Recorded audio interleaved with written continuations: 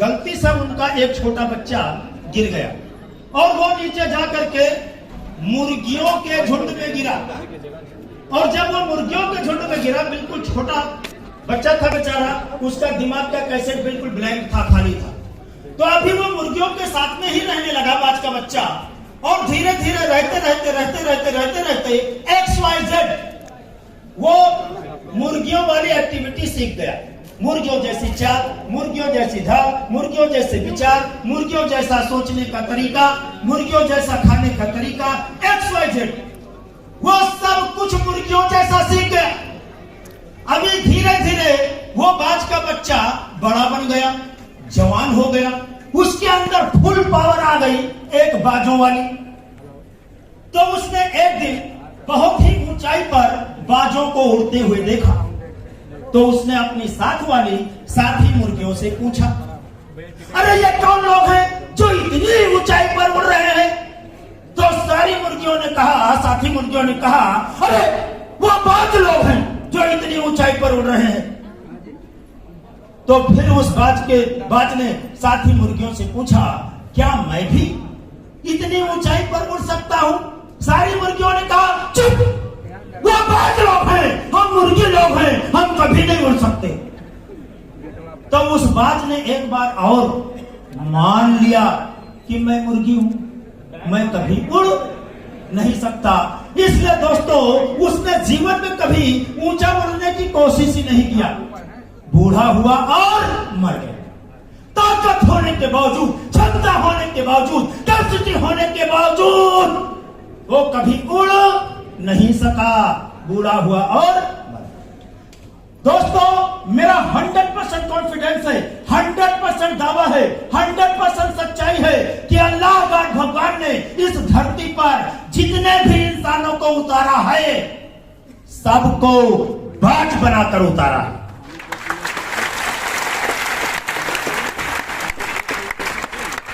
Problem कहां है? हम जब से पैदा हुए हैं रहते मुर्गियों के बीच में। हम जिस घर में पैदा हुए, क्या हमारे मम्मी पापा करोड़पति थे? क्या हमारे अड़ोसी पड़ोसी करोड़पति थे? क्या हमारे रिश्तेदार करोड़पति थे?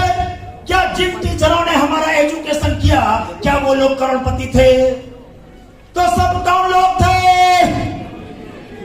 सबने यही बोला, तू ये नहीं कर सकता, तू वो नहीं कर सकता, तू कुछ नहीं कर सकता। तुम्हारे दिमाग में साले भूसा भरा है। तुम साले हमारे मरे के बाद मंगियो भीख। कई लोगों के पापा ऐसा बोलते हैं कि नहीं। तो हम जब से पैदा हुए हैं, आज तक किसी ने बोला बेटा तू बड़ा होकर 5 लाख महीने कमाएगा? नहीं ना। अभी आप यहां से जाओगे, अपने अड़ोसी पड़ोसी मित्र रिश्तेदार मम्मी पापा से बोलोगे, अब मैं धनवंतरी में लाखों रुपए महीने कमाऊंगा, कहेंगे चुप। ऐसा कहीं होता है? मैंने बहुत कंपनी देखा है, ये बार ऐसा नहीं बात के बहुत कंपनी देखा है। पर तुम्हारी छुच्छी खुल गए हवा सब बाहर। मैं कई बार बोलता हूं, ताकत आदमी में नहीं होती, ताकत छुच्छी में होती है। ताकत आदमी में नहीं होती, ताकत छुच्छी में होती है। आपने ठाना है कि मैं लाख रुपए महीने कमाऊंगा, लेकिन यहां से जाओगे, अपने बीबी से बोलोगे, देख अब मैं धनवंतरी में जुड़ गया हूं, लाखों रुपए महीने कमाऊंगा, तेरे सारे सपने पूरा करूंगा।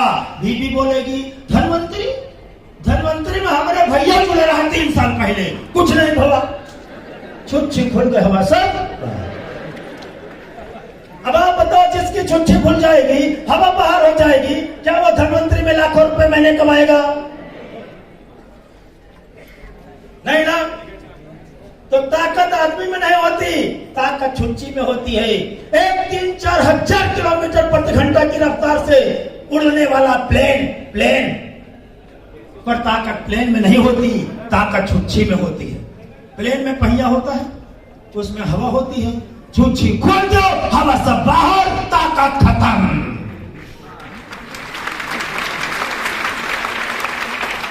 100-150 किलोमीटर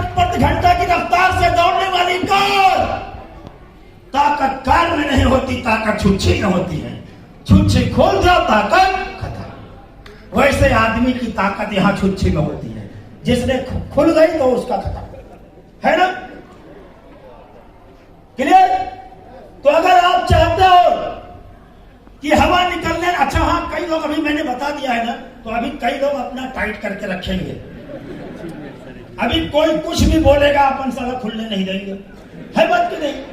लेकिन प्रॉब्लम फिर भी है, गाड़ी में कितनी भी हवा भर के गाड़ी खड़ी कर दो 1 महीने के लिए, हवा फिर भी निकल जाती है। तो अगर आपको धनवंतरी में कामयाब बनना है तो हर 8वें दिन, हर 15वें दिन, हर महीने ऐसे बड़े बड़े प्रोग्रामों में जा करके छुच्छी में हवा भराते रहना पड़ेगा।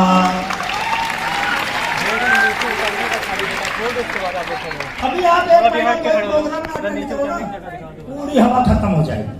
6 महीना कोई प्रोग्राम ना अटेंड करो ना, आप कहोगे हाँ यार किसी कंपनी के मीटिंग में गए थे, बस इतना याद रहेगा। इसलिए हमेशा हवा भराते रहना पड़ेगा, हमेशा करंट बरकरार रखना पड़ेगा, है ना। तो दोस्तों, सफलता के बहुत सारे मंत्र हैं। एक तो मैंने आपको बताया कि मुर्गियों की बातें सुनना बंद करना पड़ेगा। मुर्गियों की बातें इधर लोड करना नहीं है, इधर आता है तो निकाल देना है उसको, है ना। क्योंकि मैं आपको बताऊं, मुझे कई लोगों ने सलाह दिया था, बहुत सारे, कि आप तुम कहां नेटवर्किंग के चक्कर में पड़े हो।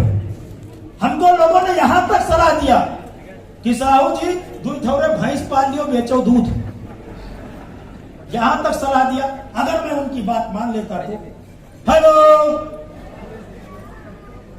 तो दूध ही बेच रहा होगा, लेकिन मैंने किसी की नहीं सुना। मैंने मीटिंग की, ट्रेनिंग की, अपलाइन की, सीनियर की बात सुना और लगातार मैं काम करता गया और धनवंतरी में कामयाबी मिली।